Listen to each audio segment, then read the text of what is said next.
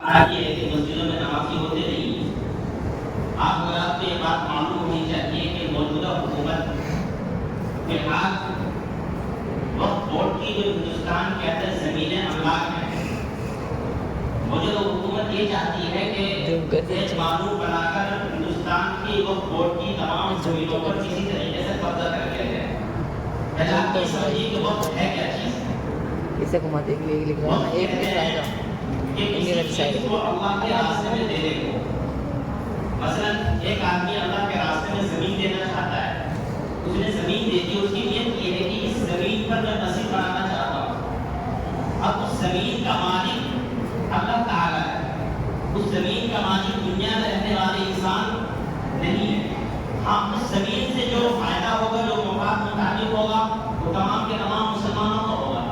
اسی طریقے سے ہندوستان کے اندر تقریباً جو وقت کی زمین ہے 8,75,000 ایکڑ ہے۔ کتنی زمین ہے وقت کی؟ 8,75,000 ایکڑ ہندوستان میں زمین ہے۔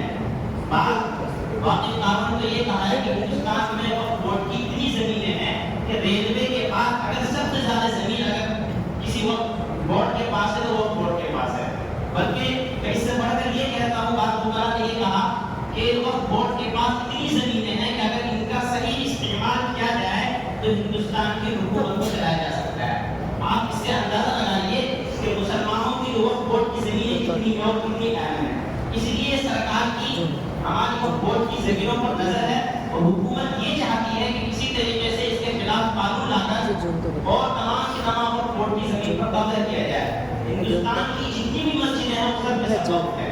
ہندوستان کے اکثر و بیشتر مدارس یہ وقف ہے۔ اسی طریقے سے مدارس اور مساجد کے علاوہ بھی بہت ساری زمینیں ہیں جو وقف ہیں، اور ان تمام زمینوں سے جو پیسے حاصل ہوتے ہیں وہ تمام کے تمام مسلمانوں پر خرچ کیے جاتے ہیں۔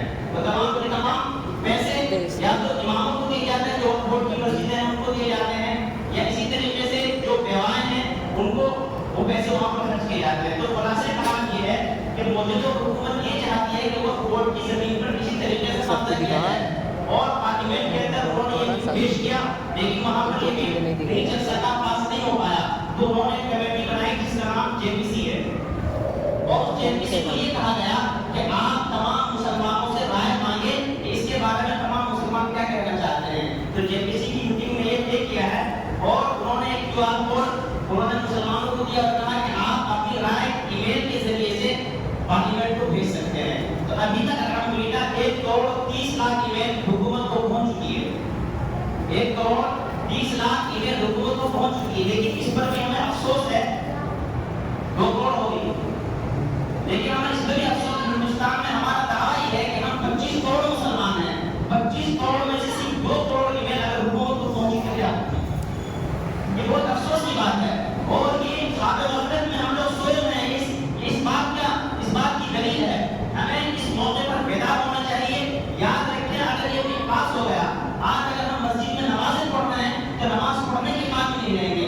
آج اگر ہم آزادی کے ساتھ قبرستان کے اندر اپنے مردوں کو دفن کرتے ہیں تو قبرستان میں اپنے مردے دفن نہیں کر سکیں گے، ہماری تمام کی تمام مسجدیں ختم ہو جائیں گی۔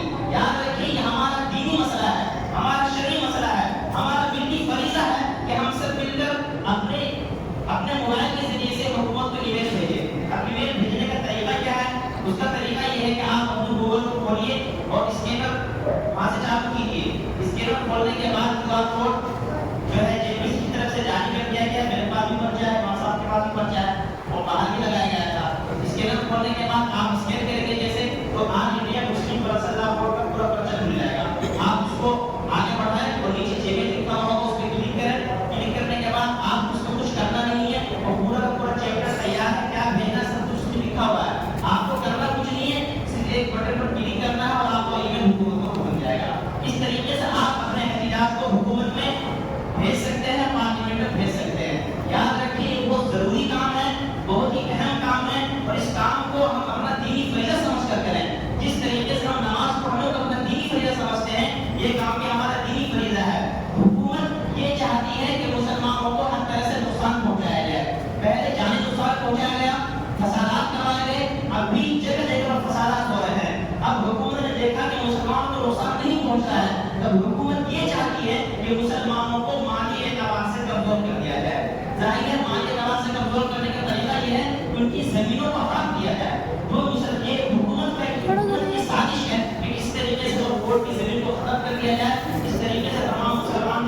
ڈسٹرب ہو جائیں گے, بےبس ہو جائیں گے, تمام مسلمان یہاں ہندوستان سے ختم ہو جائیں گے. لیکن انشاءاللہ ایسا ہوگا نہیں, اس لیے ہم یہ عزم کریں.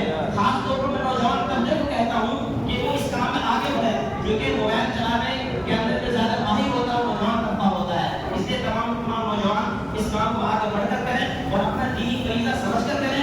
آپ خود بھی کریں اور دوسروں کی بتائیں. ہر گھر کے اندر موبائل ہے, کہ گھر میں 4-4 5 موبائل ہے, تو سب کا ایک فریضہ بنتا ہے کہ اس کام کو آپ کریں, اپنے گھر والوں سے کروائیں, اپنے پڑوسی سے کروائیں, یہاں تک کہ اپنے محلے میں گھوم گھوم کر یہ کام کریں. انشاءاللہ آپ لوگ سب کام کریں گے.